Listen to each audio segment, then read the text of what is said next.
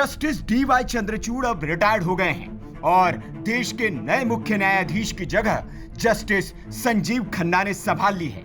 सोमवार को देश के 51वें मुख्य न्यायाधीश के रूप में राष्ट्रपति द्रौपदी मुर्मू ने उनको पद और गोपनीयता की शपथ दिलाई। इसके तुरंत बाद वे कोर्ट पहुंचे और उन्होंने अपने कार्यकाल के पहले केस की सुनवाई की। पहला केस था एमएसएमई यानी कि सूक्ष्म, लघु, मध्यम उद्यमों और ऋण वसूली न्यायाधिकरण से जुड़ा हुआ। इस केस की पैरवी वरिष्ठ वकील मैथ्यूज नेदुम्पारा कर रहे थे।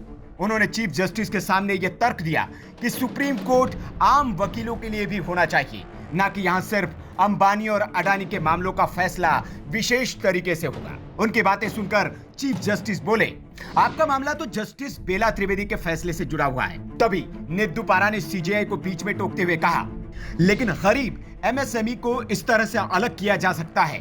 देश में करोड़ों एमएसएमई हैं, यहाँ सिर्फ अंबानी अडानी के मामलों की सुनवाई हो रही है। नेदुम्पारा की इन दलीलों को सुनकर सीजेआई खन्ना भड़क गए और फटकार लगाते हुए कहा, हम यहाँ आपका लेक्चर सुनने नहीं आए हैं, परेशानी है तो कृपया डीआरटी में जाइए। आपको बता दें कि मैथ्यूज नेदुम्पारा इससे पहले नीट यूजी मामले की सुनवाई के वक्त तत्कालीन मुख्य न्यायाधीश डी.वाई. चंद्रचूड़ से भी भिड़ गए थे।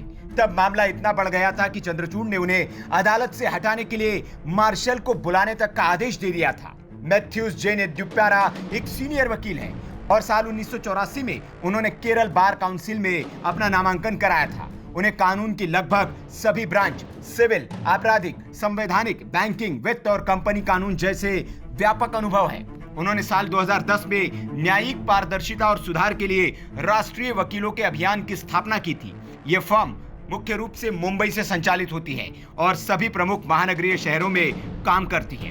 फर्म दिल्ली, कर्नाटक, मद्रास, केरल हाईकोर्ट के अलावा सुप्रीम कोर्ट के मामलों को भी संभालती है। वकील मैथ्यूज नेदुम्पारा का कार्यकाल बहुत विवादित रहा है। सुप्रीम कोर्ट ने मार्च 2019 में उन्हें न्यायालय की अवमानना का दोषी पाया था। न्यायालय ने न्यायिक पारदर्शिता एवं सुधार के लिए राष्ट्रीय अधिवक्ता अभियान की ओर से दायर याचिका को खारिज कर दिया था, जिसमें वकीलों को वरिष्ठ अधिवक्ता के रूप में नामित करने की वर्तमान प्रणाली को चुनौती दी गई थी। यह फैसला जस्टिस नरीमन और जस्टिस विनीत शरण की पीठ ने सुनाया था।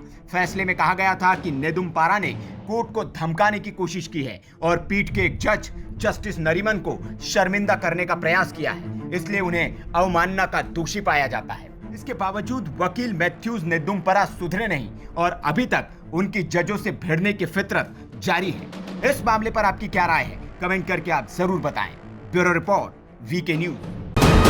वीके न्यूज, राष्ट्र के नाम।